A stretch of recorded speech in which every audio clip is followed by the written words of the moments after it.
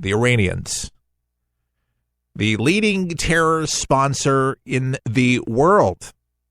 And money gets funneled into the United States for these terror groups. Yeah. No kidding. We know this. Obama knew it. And it still angers me to know what kind of money that we've given them and released to them to say here and go do what you will with it. And, oh, by the way, wink, wink, we'll trust you. We don't trust you. So we have the Russians and we have the Iranians that don't like us. Saudi, kind of really strange relationship that we have with those folks. The whole 9/11 and the radical mosques that are over there that spew hate to the West, they do. And the propagation and the garbage over there, and yet we still do business with them. We still put up with it. Well, that was Obama's ways that he put up with it. Now, some of these tensions are freaking some people out. We're saying, well, at least things were calmer during Obama. Were they calmer? Boston, San Bernardino, Orlando, were things calmer? No, I don't think so. The terrorists are still out there. The bad guys are still out there. It has nothing to do with Donald Trump. It's that these guys are bad and they mean harm. I can see that there's going to have to be some serious sanctions, some serious rethinking, which is going on right now in Washington about this whole Iranian deal, because this is just utter disrespect. There was a time where people feared American might, but it was leadership. And I think it's an odd thing after 8 years, finally, that somebody is not asleep at the wheel. That we actually have key leaders in Washington, okay, that head up the Defense Department. At the Pentagon, we have people that know what they're doing, and we're getting intelligence like never before in real time. And we have a commander-in-chief that will act when needed, unlike his predecessor, as you know who he is. So this is just, it saddens me. I'm sure it saddens you. Listening, when you hear this, you see this stuff going on, and it's escalating to a point to where it's a boiling off. And both, obviously exercise some kind of restraint, but they're testing us. What are you going to do? And they know that there's stuff going on in North Korea. They know that we're in Afghanistan. They know we're in Syria. They know we're in Iraq. And we're kind of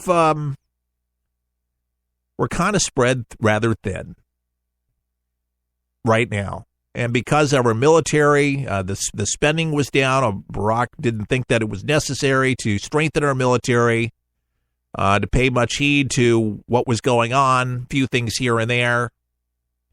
But largely speaking, it's since World War II. I mean, we have pilots that can't even fly the planes because they don't work and we can't get parts for them. That's pretty bad. So people have asked about our readiness in the air. We got to start making planes. So the military spending bill, very important. To get things on the assembly line, get people to work, but we need to strengthen this in a big way. And let me just say, big league. We got to do this big, and we need to do this sooner rather than later, because there's too many threats. The way that I see it here, and the way that it's just very evident by looking at the daily newspaper and seeing what's going on. I wish it was just, a lot of rhetoric, a lot of hot air, and that none of it really will equate to being anything. But the fact of the matter is they have dangerous weapons. They have money. And they are getting closer and closer to something, being a launch. What happens? Do we turn on the news and one of our Navy destroyer actually is crippled because there's a big hole in it? Is that what? How close is too close? Do we get 500 feet next time? Then we blow a hole in them? Do they blow in a hole before us because, we stand down because we've had a lot of these provocations and it's just a disregard? It's just a game of chicken. Well, you got guys, the Defense Department, they're weighing all these things out. They talk back and forth. But, how much negotiation can you do, really, with these folks? I'm glad that it's not our job, but it's, very interesting with limited conversations only from what they tell us, but from behind the scenes of what is discussed on this until, something major blows out of hand. Things that we do know is that there is escalation. We do know that there's threats. Senators are taking this serious. The president's taking it serious. And, the biggest thing is making sure that we have enough allies with us to go in, no matter what we're up against, that we have somebody else, if you will, that has our back. And it would be nice to think with North Korea, we actually have China with us on this, but they've been benefiting financially by the whole deal. But I think they're starting to realize that the whole region is under attack because of this leader. They're worried about migration. That's the biggest thing. So things go bad in North Korea, they run to China, and then China has to deal with the whole thing. That's their biggest concern. Forget about freeing the people. They're in bondage, literally, being beaten, can't speak, being killed. The poverty is unbelievable. There's a reason why those folks are inches shorter than you. Malnutrition, it's terrible. Education, all the things that we enjoy over here, they don't. Other than his regime, people that he allows. Something really weird happened aboard a United Airlines flight. And this has to do with a rabbit. I like rabbits. I don't eat them. Some people like them. I'm not dissing you if you eat rabbit. And probably one of the biggest reasons why I probably don't eat rabbit is because, well, I've never tried rabbit. Wascally wabbit you? But I haven't. I haven't tried it. I haven't had a desire. It's the whole wild and exotic thing. I've had venison that tasted a little nappy, if you will. Yeah. And then I don't eat lamb because it has that same taste. I just don't have it. Now, I live in Florida, and what's really weird, before I get to this rabbit story, you'll love it, I get on this tangent, but I eat gator bites. That's so weird. So if I could eat gators, but it tastes like chicken. That's what they say about frog legs, but I don't even eat frog legs. For some reason, I feel like I'm doing, my civic duty in some way while I eat the gator bites dipped in ranch or some zesty sauce that they have with them. Rinaldi sauce, is that what it is? Dip it in there, so good, but we have too many of them. And so, I'm just doing my part. Nobody's ever told me we have too many bunnies. Talking about bunnies, it's the world's largest bunny. And this lady wanted to ship, we're talking Edward, 65-year-old lady, said that the 3-foot Simon, it's a 3-foot rabbit. It was expected to grow to be the world's biggest rabbit, was healthy when placed in the cargo hold of a United Airlines plane. And something very strange has happened, and I want to know what. She says, I sent rabbits all over the world, and nothing like this has ever happened before. Annette of Warsaw, she said, added that the client who bought Simon is very famous. He's upset. United Airlines is still reeling from the global outrage after security guards were filmed violently dragging Dr. Dow, 69. You remember that, right? Well, the rabbit died. And it's rather a new PR disaster for United. This valuable giant rabbit died mysteriously on one of its planes.